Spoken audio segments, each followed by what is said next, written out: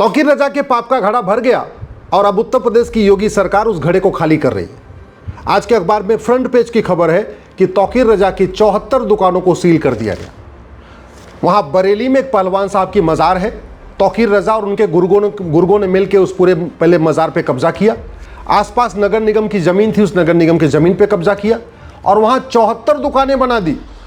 74 दुकान से हर महीने लगभग 8.5 लाख रुपए किराया आ रहा था, यानी साल में 1 करोड़ रुपए तौकीर रजा किराया ले रहे थे मज़ार की दुकानों से।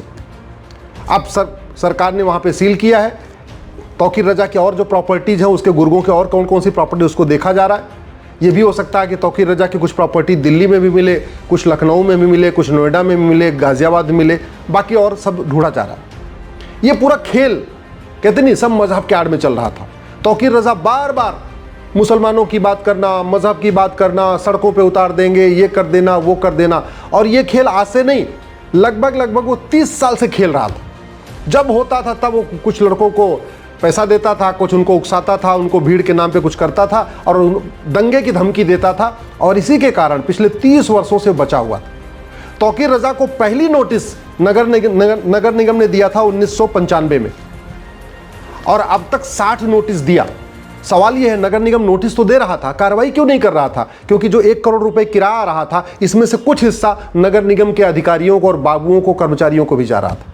अल्टीमेटली भ्रष्टाचार, तौकीर रजा, सरकारी कर्मचारी, ये मिल के पूरा खेल खेल रहे थे, और इसीलिए तौकीर रजा को कुछ हो नहीं रहा था।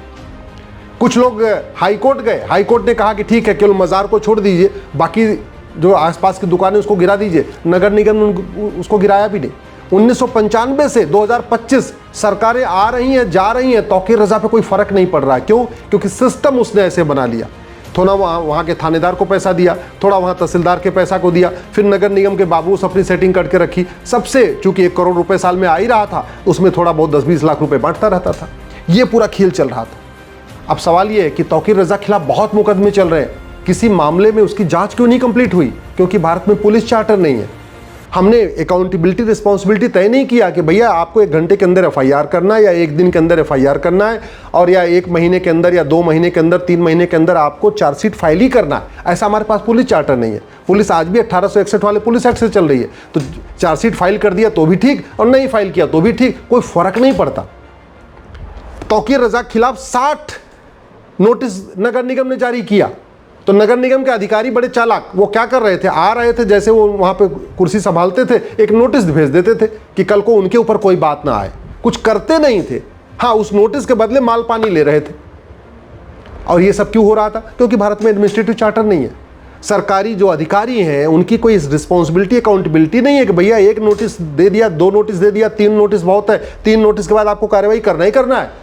60 नोटिस नहीं देना होता। पूरी दुनिया में कहीं ऐसे 60 नोटिस नहीं दी जाती किसी एक गलत काम के लिए, लेकिन यहाँ 60 नोटिस दी गई। 25 साल में 60 नोटिस का मतलब हर 6 महीने में, हर 5-6 महीने में 1 नोटिस भेज दी जाती थी। बस नोटिस भेज दिया, अपना काम खत्म।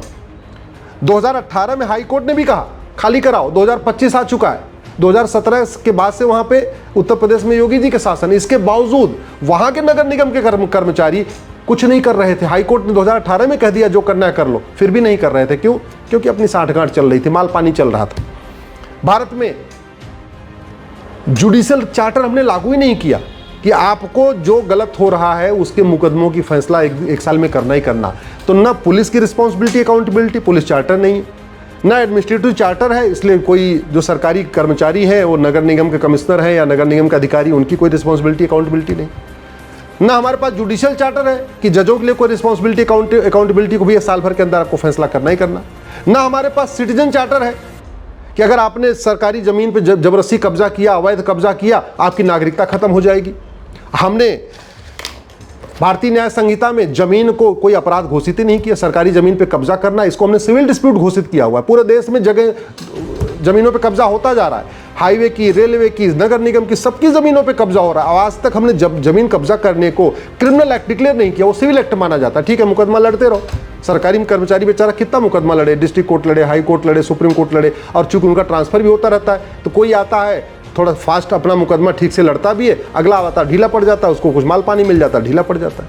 इसलिए कह रहा हूँ, जो भारत में तौकीर रजा टाइप के लोग अपना मजहब का कारोबार कर रहे हैं, तौकीर रजा जैसे लोग मजहब के नाम पर अपनी दुकानें बनवा रहे हैं, 74 दुकान बनवा चुके हैं मजहब की आड़ में, और उसके बाद किराया ले रहे हैं साल में करोड़ों रुपए। वो इसलिए चल रहा है क्योंकि हमने पुलिस चार्टर, न पुलिस रिफॉर्म किया, न जुडिशियल रिफॉर्म किया, न एडमिनिस्ट्रेटिव रिफॉर्म किया, न सिटीजनशिप रिफॉर्म किया, न पुलिस चार्टर लागू किया, न जुडिशियल चार्टर लागू किया, न हमने सिटीजन चार्टर लागू किया, न एडमिनिस्ट्रेटिव चार्टर लागू किया, न हमने भ्रष्टाचार को जघन्य अपराध घोषित किया, न जमीन पर अवैध निर्माण को, जमीन पर कब्जे को अवैध जघन्य अपराध घोषित किया। इसलिए पूरा खेल चल रहा है। एक बात और, अरब, दुबई, कुवैत, बहरीन में एक भी मज़ार नहीं है, और भारत में तौकीर रजा टाइप के लोग जो सुबह से लेकर शाम तक इस्लाम की बात करते हैं, वो बाकायदा मज़ार चला रहे हैं, मज़ार की दुकानों से किराए भी ले रहे हैं। मज़ार बनाना, मज़ार पे जाना हराम है, और तौकीर रजा मज़ार बनवा भी रहे हैं, मज़ार के आसपास दुकानें भी बनवा रहे हैं, किराए भी ले रहे हैं। दरगाह बनाना, दरगाह पे जाना हराम है, इसलिए अरब, दुबई, कुवैत, बहरीन में एक भी दरगाह नहीं है, और तौकीर रजा बाकायदा दरगाहों पे जा रहे हैं, सब कुछ कर रहे हैं। भारत में हज़ारों लोग दरगाहों पे जा रहे हैं। पक्का कब्रिस्तान बनाना हराम है, इसलिए अरब, दुबई, कुवैत, बहरीन में एक भी पक्का कब्रिस्तान नहीं है, और भारत में देखिए लाखों की संख्या में पक्के कब्रिस्तान। अरब, दुबई, कुवैत, बहरीन में एक भी मज़ार नहीं है, भारत में लाखों की संख्या में मज़ार। अरब, दुबई, कुवैत, बहरीन में एक भी दरगाह नहीं है, भारत में लाखों की संख्या में दरगाह। अगर पहलवान साहब की मज़ार पे जाना जायज़ है, तो विवेकानंद जी की समाधि स्थल पे जाने में क्या दिक्कत है? फिर तो हमारे जो 24 तीर्थंकर हैं, जैन मुनि, उनके जहाँ जहाँ समाधि स्थल है वहाँ जाने में क्या दिक्कत है? अगर मज़ार दरगाह पे जाना जायज़ है, भूले शाह की, फूले शाह की, या हाजी अली की, या और किसी की, पहलवान साहब की मज़ार पे जाना जायज़ है, दरगाह पे जाना जायज़ है, तो जो सिख गुरुओं के हमारे समाधि स्थल बने हैं वहाँ जाने में क्या दिक्कत है?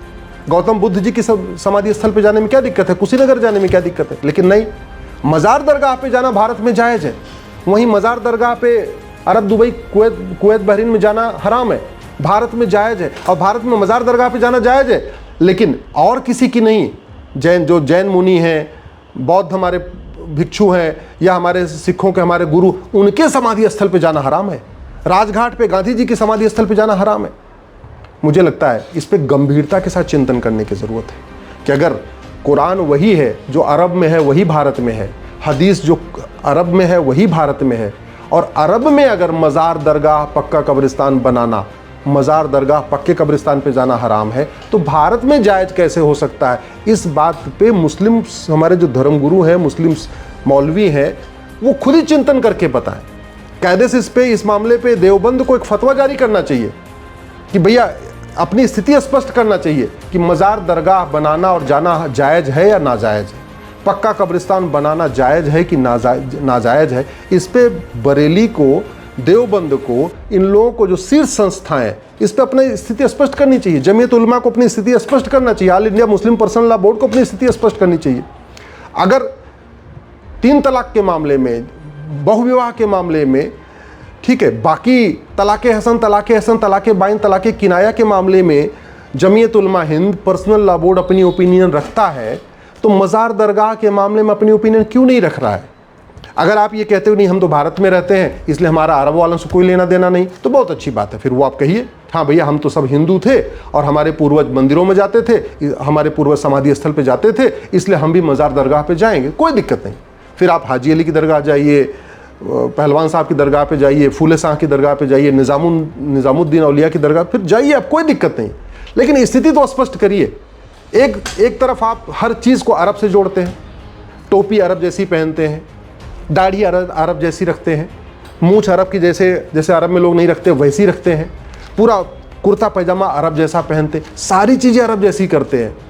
और दूसरी तरफ अरब में मज़ार दरगाह नहीं है फिर भी भारत में बनाते हैं, अरब में पक्का कब्रिस्तान नहीं है फिर भी भारत में बनाते हैं। इस पर मुझे लगता है जो हमारे शीर्ष हमारे मुस्लिम स्कॉलर्स हैं उनको अपनी स्थिति स्पष्ट करनी चाहिए कि अरब को मानेंगे या भारत को मानेंगे। भारत को मानते हैं, बहुत अच्छी, मानना चाहिए, जहाँ रहते हैं वहाँ मानना चाहिए, लेकिन फिर भारत का सब कुछ मानिए, फिर भारत का त्यौहार भी मानिए, भारत का विचार भी मानिए, वसुधैव कुटुंबकम को भी मानिए, नारी तू नारायणी को भी मानिए, यत्र नारस्तु पूज्यते रमन्ते तत्र देवता को भी मानिए, फिर होली दिवाली को भी मानिए। फिर दिक्कत कहाँ है? कोई दिक्कत नहीं। वास्तव में जो भारत में है सब यहीं भारत के रहने वाले हैं, कोई त्यागी था, कोई जाट था, कोई गुजर था, कोई ब्राह्मण था, कोई क्षत्रिय था, सब यहीं के रहने वाले। हम सबके पूर्वज एक हैं, हम सबका डीएनए एक है। लेकिन ऐसे नहीं हो सकता कि कुछ मामलों में तो अरब को मानेंगे और कुछ मामलों में भारत को मानेंगे। इस पे मुझे लगता है स्थिति स्पष्ट करने की ज़रूरत है।